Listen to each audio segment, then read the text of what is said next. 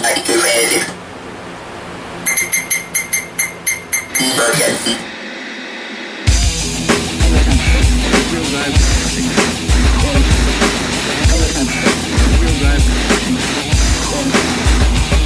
That I just jockey by the balls.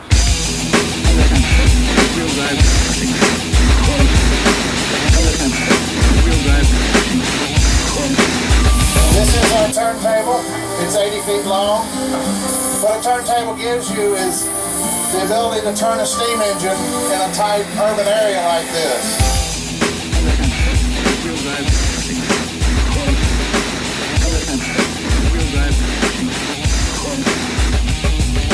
For the record, it doesn't have a hole in it. Well, you certainly came to the right place.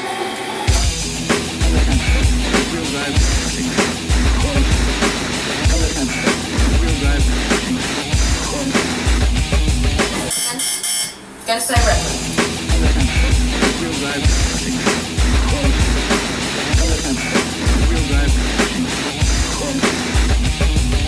What record?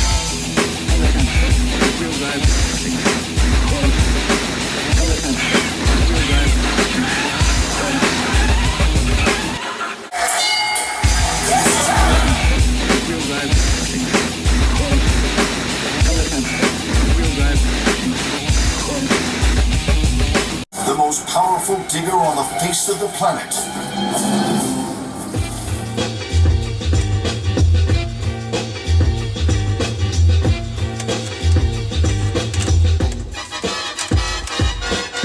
Oh shit, what's going on, my diggers? Didn't see you there.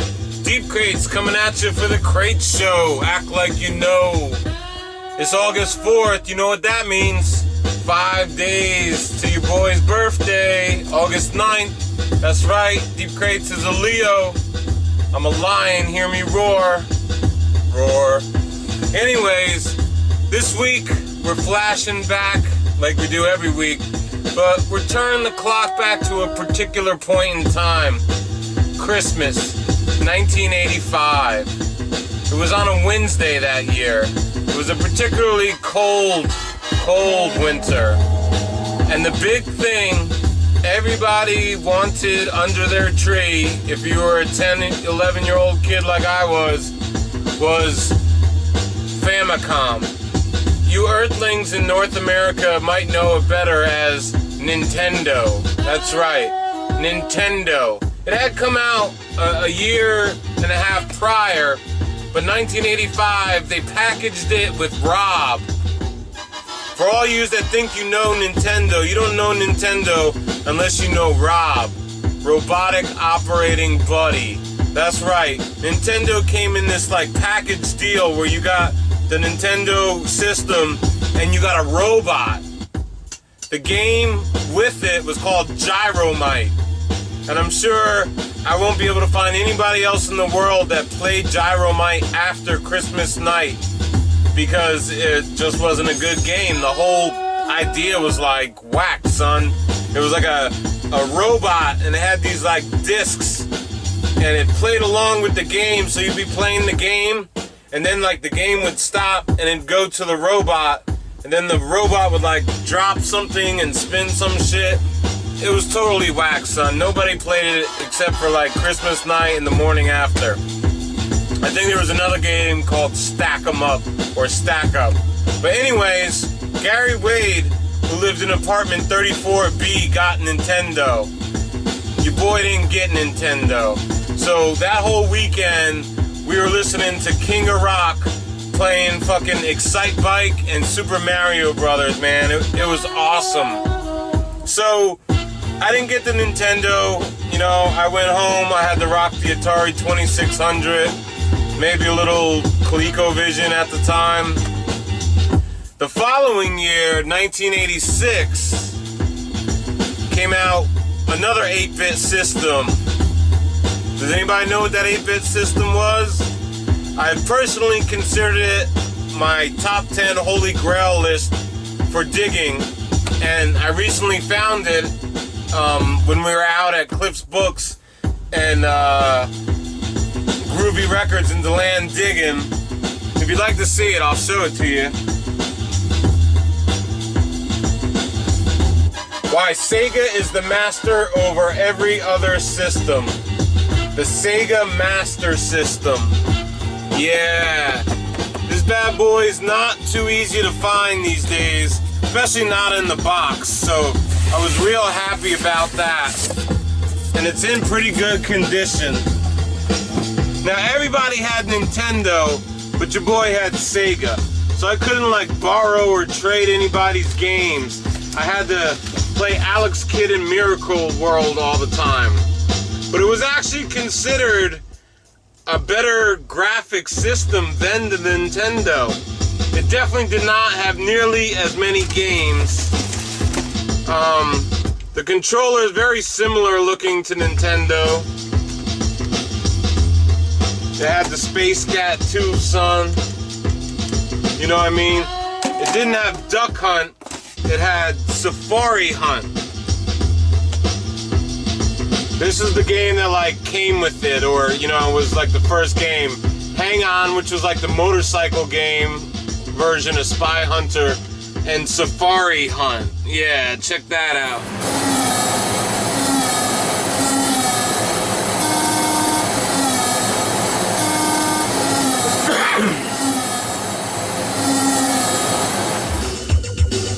You also had Hang On, Astro Warrior, Action Fighter, Space Harrier, which is a dope, crazy game. And of course, the Smash arcade hit, Afterburner.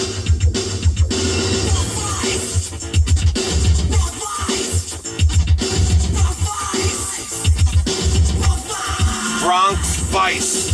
Yeah, Joe Franz.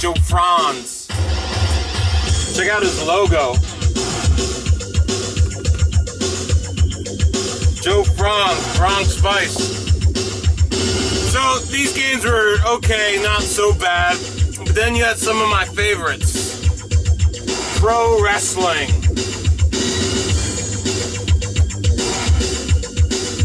Rambo, First Blood Part 2.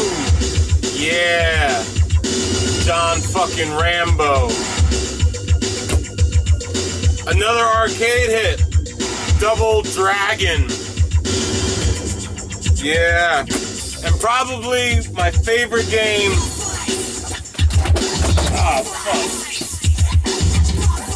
Bronx Vice coming. Probably.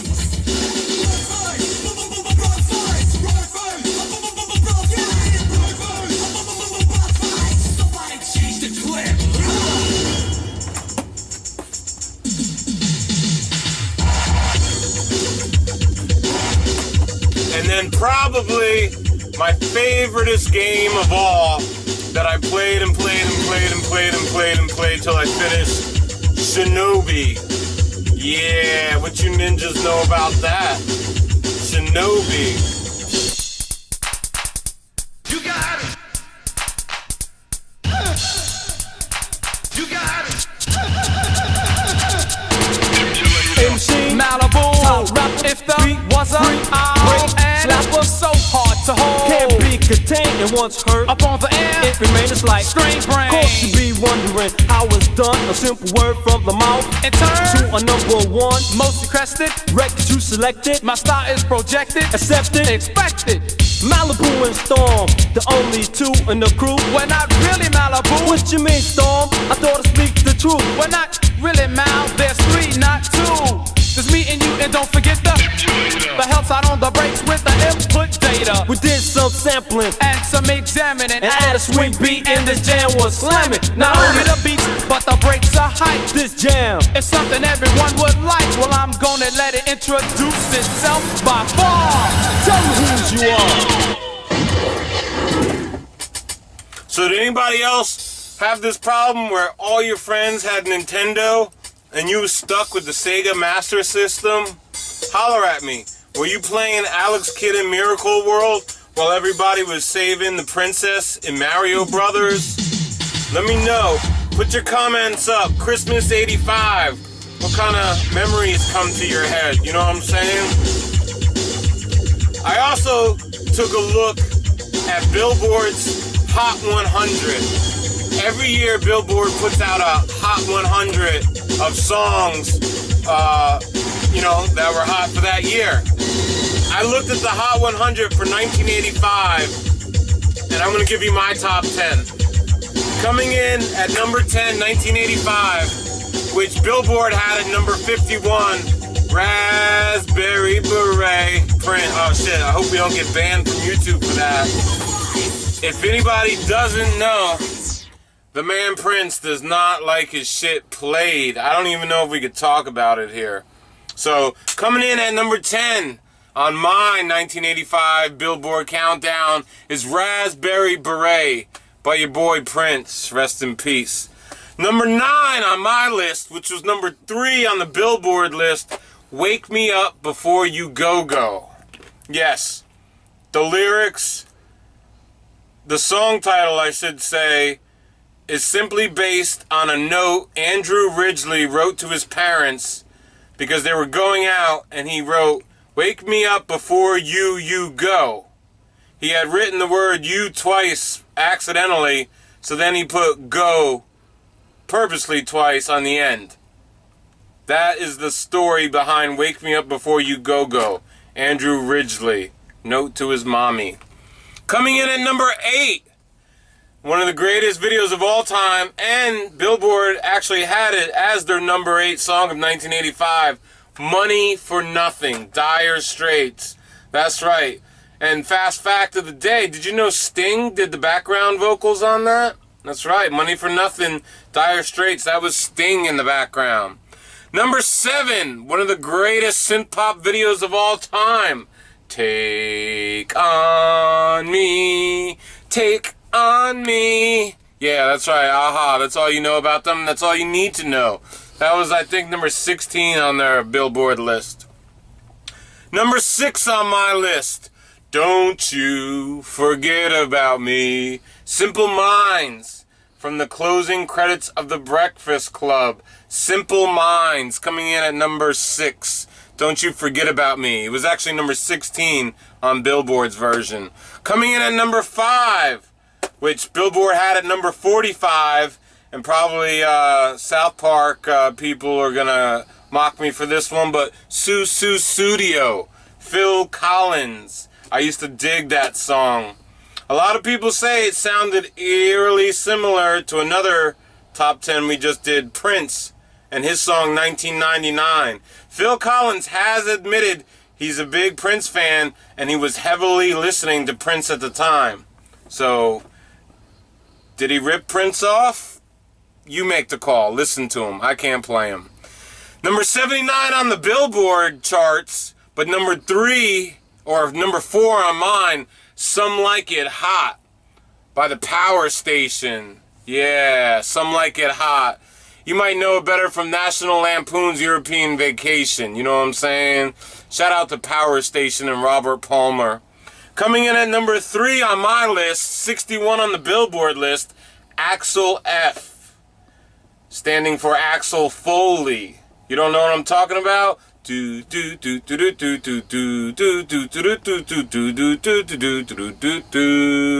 Beverly Hills Cop.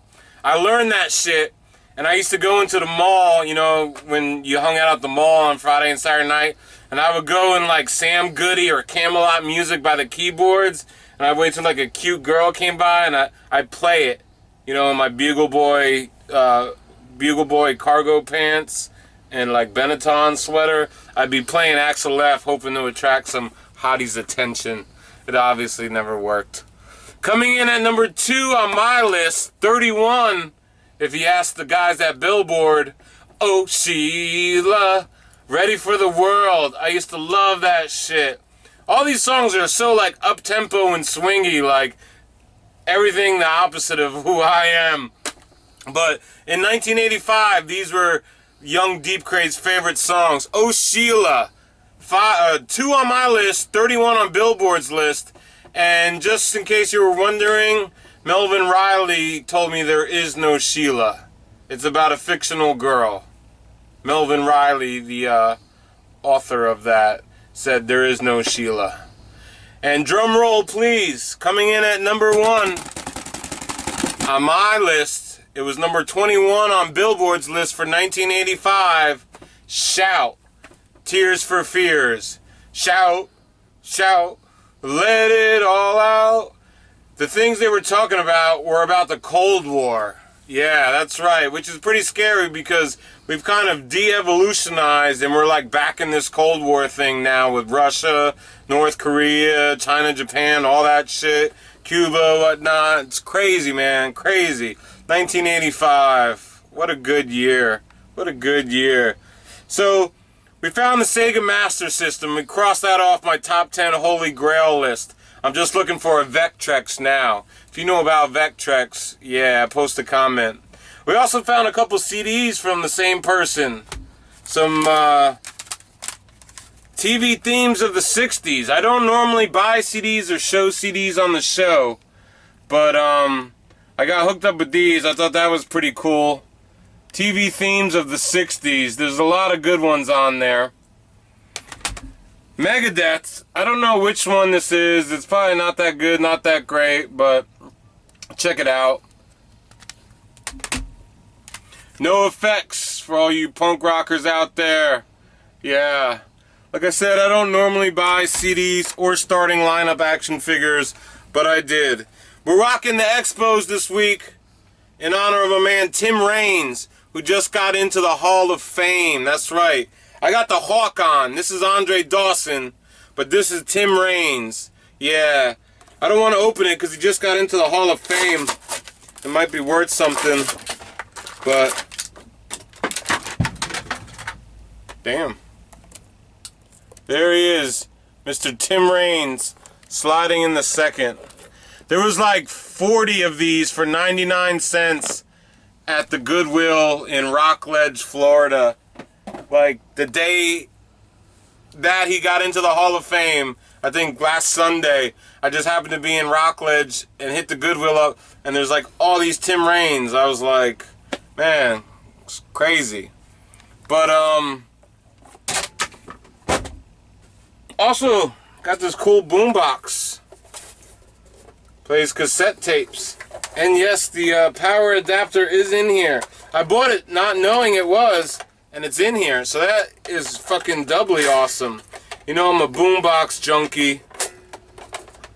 I guess I'm just a junkie in general. But, yeah. So I got that boombox. I got the Sega Master System. Hopefully it works. We haven't tried it yet. So let's go on out there and see if we can get this plugged in. And, we'll get some games going. You know what I'm saying? Come on, let's go.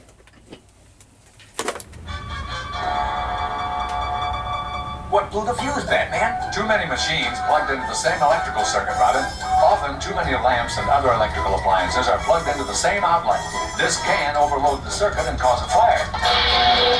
Also, we should always make sure electrical wires are in top condition. Frayed cords or loose plugs are dangerous shock hazards. By following common sense rules about electricity, we can make our lives a lot safer, Robin. Alright, so we're gonna get this bad boy hooked up. Remember the $5 stereo and $1 VCR combo I got a couple of weeks ago? They fucking working great. I'm gonna try and get this shit going. Now remember, kids, you don't want to plug a lot of stuff into one outlet. It's not safe, okay? So please. Alright. So we gotta get this plugged in here. Remember, kids, you don't want too many things plugged in everywhere.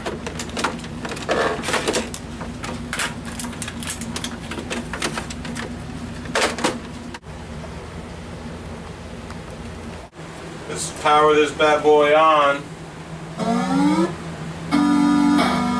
Oh snap! Sega Master System. Yeah, boy. What's good? Sega Master System. We're gonna get going, maybe jump off with a little bit of Rambo.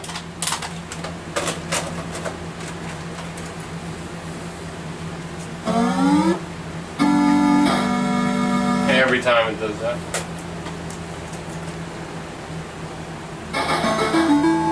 Yeah! Rambo bitches coming at you. Deepcrates, Sega Master System style. Word up.